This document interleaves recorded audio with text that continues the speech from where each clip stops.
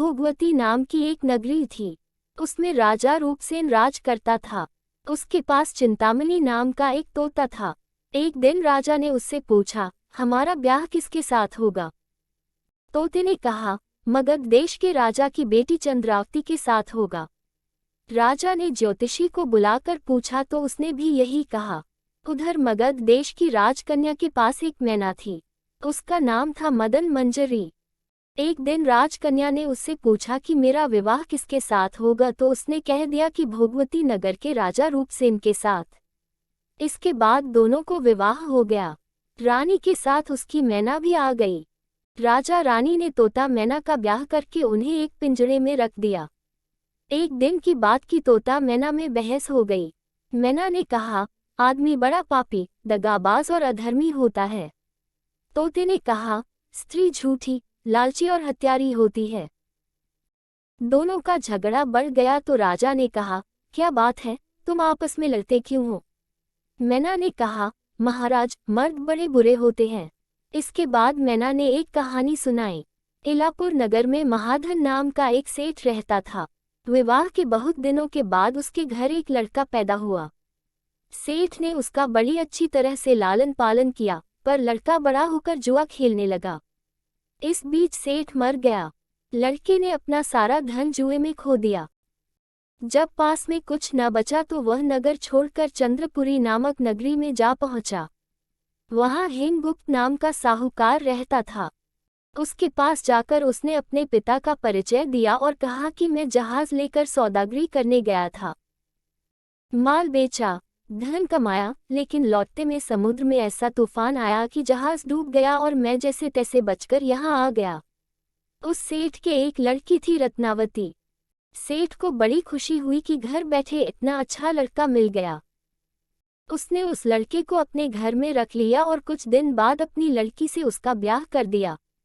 दोनों वहीं रहने लगे। अंत में एक दिन वहां से विदा हुए। सेठ ने बहुत सा धन दिया और एक दासी को उनके साथ भेज दिया। रास्ते में एक जंगल पड़ता था। वहां आकर लड़के ने स्त्री से कहा, यहाँ बहुत डर है, तुम अपने गहने उतारकर मेरी कमर में बांध दो। लड़की ने ऐसा ही किया।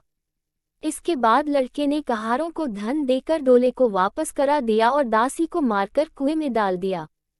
फिर स्त्री को भी कुएं में पटक कर आगे बढ़ गया। स्त्री रोने लगी। एक मुसाफिर उधर जा रहा था। जंगल में रोने की आवाज सुनकर वह वहां आया, उसे कुएं से निकालकर उसके घर पहुंचा दिया। स्त्री ने घर जाकर माँ बाप से कह दिया कि रास्ते में चोरों ने हमारे गहने छीन लिए और दासी को मारकर मुझे कुएं में धकेलकर भाग गए।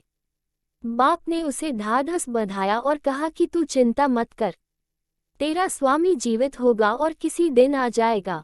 उधर वह लड़का जेवर लेकर शहर पहुंचा। उसे तो जुए की लत लगी थी। वह सारे गहने जुए में हार गया। उसकी बुरी हालत हुई तो वह ये बहाना बनाकर कि उसके लड़का हुआ है, फिर अपनी ससुराल चला। वहां पहुंचते ही सबसे पहले उसकी स्त्री मिली। वह बड़ी खुश हुई। उसने पति से कहा, आप कोई चिंता न करें, मैंने यहाँ आकर दूसरी ही बात कही है। जो कहा था वह उसने बता दिया। सेठ अपने जमाई से मिलकर बड़े प्रसन्न हुए और उन्होंने उसे बड़ी अच्छी तरह से घर में रखा। कुछ दिन बाद एक रोज जब वह लड़की गहने पहने सो रही थी, उसने चुपचाप छुरी से उसे मार डाला और उसके गहने लेकर चंपत हो गया। मैना बोली, महाराज, ये सब मैंने अपनी आंखों से देखा। ऐसा पापी होता है आदमी। राजा ने तोते से कहा, अब तुम बताओ कि स्त्री क्यों बुरी होती है। इस पर तोते ने ये कहानी सुनाई। कंचनपुर में सागरदत्त नाम का एक सेठ रहता था। उसके श्रीदत्त नाम का एक लड़का था।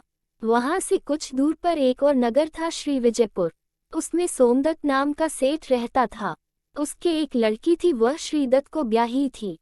ब्याह के बाद श्रीदत्त व्यापार करने परदेश चला गया। 12 बरस हो गए और वह न आया तो जयश्री व्याकुल होने लगी। एक दिन वह अपनी अटारी पर खड़ी थी कि एक आदमी उसे दिखाई दिया। उसे देखते ही वह उस पर मोहित हो गई। उसने उसे अपनी सखी के घर बुलवा लिया। रात होते ही वह उस सखी के घर चली जाती और रात भर वहां रहकर दिन निकलने से पहले ही लौट आती। इस तरह बहुत दिन बीत गए। इस बीच एक दिन उसका पति परदेश से लौट आया। स्त्री बड़ी दुखी हुई, अब वह क्या करे। पति हारा थका था। जल्दी ही उसकी आंख लग गई और स्त्री उठकर अपने दोस्त के पास चल दी। रास्ते में एक चोर खड़ा था। वह देखने लगा कि स्त्री कहाँ जाती है। धीरे धीरे वह सहेली के मकान पर पहुंची। चोर भी पीछे पीछे गया। संयोग से उस आदमी को सांप ने काट लिया था और वह मरा पड़ा था। स्त्री ने समझा, सो रहा है। वहीं आंगन में पीपल का एक पेड़ था जिस पर एक पिशाच बैठा ये लीला देख रहा था। उसने उस आदमी के शरीर में प्रवेश करके उस स्त्री की नाक काट ली और फिर उस आदमी की देह से निकलकर पेड़ पर जा बैठा। स्त्री रोती हुई अपनी सहेली के पास गई। सहेली ने कहा कि तुम अपने पति के पास जाओ और वहां बैठकर रोने लगो। कोई पूछे तो कह देना कि पति ने नाक काट ली है। उसने ऐसा ही किया। उसका रोना सुनकर लोग इकट्ठे हो गए। आदमी जाग उठा। उसे सारा हाल मालूम हुआ तो वह बड़ा दुखी हुआ। लड़की के बाप ने कोतवाल को खबर दे दी। कोतवाल उन सबको राजा के पास ले गया। लड़की की हालत देखकर राजा को बड़ा गुस्सा आया। उसने कहा, इस आदमी को सूली पर लटका दो। वह चोर वहां खड़ा था। जब उसने देखा कि एक बेकसूर आदमी को सूली पर लटकाया जा रहा है तो उसने राजा के सामने जाकर सब हाल सच सच बता दिया। बोला, अगर मेरी बात का विश्वास न हो तो जाकर देख लीजिए, उस आदमी के मुंह में स्त्री की नाक है। राजा ने दिखवाया तो बात सच निकली। इतना कहकर तोता बोला, हे राजा, स्त्रियां ऐसी होती हैं। राजा ने उस स्त्री का सिर मुड़वाकर गधे पर चढ़ाकर नगर में घुमवाया और शहर से बाहर छुड़वा दिया। ये कहानी सुनाकर बेताल बोला, राजा बताओ कि दोनों में ज्यादा पापी कौन है। राजा ने कहा, स्त्री। बेताल ने पूछा, कैसे। राजा ने कहा, मर्द कैसा ही दुष्ट हो, उसे धर्म का थोड़ा बहुत विचार रहता ही है। स्त्री को नहीं रहता, इसलिए वह अधिक पापिन है। राजा के इतना कहते ही बेताल फिर पेड़ पर जा लटका। राजा लौटकर गया और उसे पकड़ कर लाया। रास्ते में बेताल ने 5वीं कहानी सुनाई।